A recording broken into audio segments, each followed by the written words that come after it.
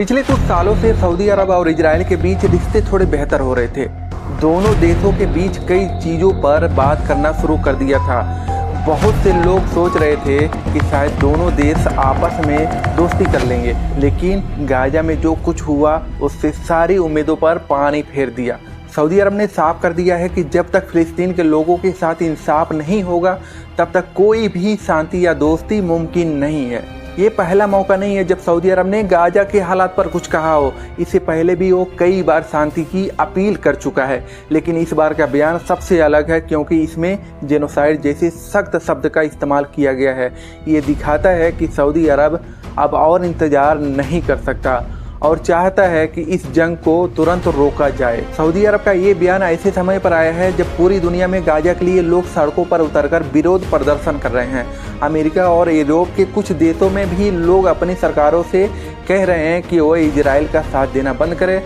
बहुत से लोग मानते हैं कि अमेरिका और उसके साथ ही देश इसराइल को हथियार और पैसे देकर इस लड़ाई में उसकी मदद कर रहे हैं। यूनाइटेड नेशंस में भी इस मामले पर कई बार चर्चा हुई है। बहुत से लोगों ने गाजा में तुरंत जंग रोकने की मांग की है, लेकिन अमेरिका ने हमेशा इजराइल के पक्ष में अपना वीटो पावर इस्तेमाल किया है, जिसकी वजह से कोई भी सख्त फैसला नहीं लिया जा सका। सऊदी अरब ने अपने बयान में यूनाइटेड नेशंस और दूसरे बड़े देशों से अपील की है कि वह अब सिर्फ बयानबाजी न करें बल्कि कुछ ठोस कदम उठाएं। सऊदी अरब की सरकार ने कहा है कि गाजा के लोगों को अब तुरंत मदद चाहिए। वहाँ के खाने पीने का सामान, दवाइयाँ और पानी बहुत कम है। लोग खुले आसमान के नीचे रहने को मजबूर हैं।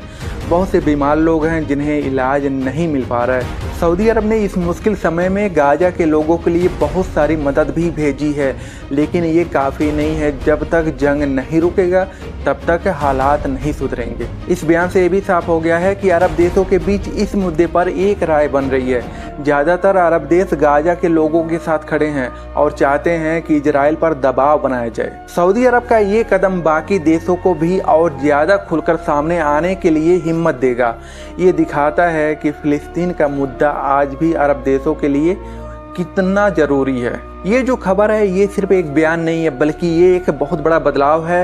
ये बताता है कि आने वाले समय में गाजा की लड़ाई और ज़्यादा गंभीर रूप ले सकती है। सऊदी अरब ने दुनिया के सामने ये सवाल रखा है कि क्या इंसानियत और नियम कानूनों से ज़्यादा ताकतवर कुछ और है। सऊदी अरब का ये बयान सिर्फ एक बात नहीं है, बल्कि इसके पीछे एक गहरी सोच है।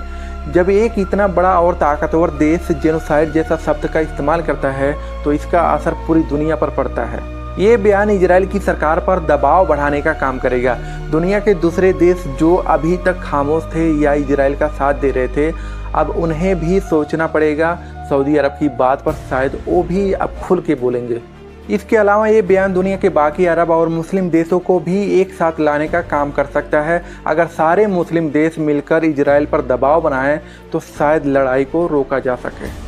सऊदी अरब ने अपने बयान में बार बार इस बात पर जोर दिया है कि फिलिस्तीन का मुद्दा सिर्फ फिलिस्तीन का नहीं है, बल्कि ये पूरे मुस्लिम दुनिया का मुद्दा है। इजराइल की सरकार ने अभी तक इस बयान का सीधा जवाब नहीं दिया है, लेकिन ये उम्मीद की जा रही है कि वो बहुत जल्द इस पर अपनी राय रखेगा। इजराइल हमेशा से कहता आया है कि वो सिर्फ हमास के लड़ाकों को ख़त्म कर रहा है और आम लोगों को जानबूझकर निशाना नहीं बना रहा है। वो कहता है कि हमास के लड़ाके आम लोगों के बीच छिपकर हमला करते हैं, इसलिए आम लोगों को भी नुकसान होता है। लेकिन सऊदी अरब ने इस बात को मानने से इनकार कर दिया। गाजा के हालात बहुत ख़राब है। वहाँ की 20 लाख से ज़्यादा आबादी को खाने पीने और रहने की जगह नहीं मिल पा रही है। अस्पताल तबाह हो चुके हैं और जो थोड़े बहुत बचे हैं उनमें भी दवाइयाँ और बिजली नहीं है। बच्चे बीमार हो रहे हैं और उनका इलाज भी नहीं हो पा रहा है। पिछले कुछ हफ्तों में गाजा से जो तस्वीरें और वीडियो सामने आए हैं उन्हें देखकर किसी का भी दिल पसीज जाएगा। हर तरफ सिर्फ तबाही और टूटे हुए घर हैं। लोगों ने अपने परिवार वालों को खो दिया। एक छोटी सी जगह में इतने सारे लोग एक साथ मरना ये एक बहुत बड़ी दुख की बात है। सऊदी अरब ने इसी को जेनोसाइड कहा है। सऊदी अरब ने यह भी बताया है कि इस तरह के हमले अंतर्राष्ट्रीय नियमों के खिलाफ है। इंटरनेशनल लॉ कहता है कि लड़ाई में आम लोगों को निशाना नहीं बनाया जा सकता, लेकिन गाजा में ये नियम टूटता हुआ दिख रहा है। सऊदी अरब के इस बयान के बाद दुनिया के देशों की कोशिश होगी कि गाजा में तुरंत सीज फायर यानी युद्ध विराम हो जाए। युद्ध विराम का मतलब होता है कि कुछ समय के लिए लड़ाई को रोक देना। ऐसा होने पर गाजा के लोगों को मदद मिल सकेगी। यूनाइटेड नेशंस में भी इस मुद्दे पर और ज़्यादा तेज़ी से बात हो सकती है। अब शायद कुछ देश अमेरिका पर भी दबाव बनाएंगे कि वह इजराइल का साथ देना बंद करे और लड़ाई को रोकने में मदद करे। सऊदी अरब का ये कदम फ़िलिस्तीन के लोगों के लिए एक उम्मीद की किरण है। उन्हें लगता है कि दुनिया के बड़े देश अब उनकी तरफ ध्यान देंगे और उन्हें इंसाफ दिलाएंगे।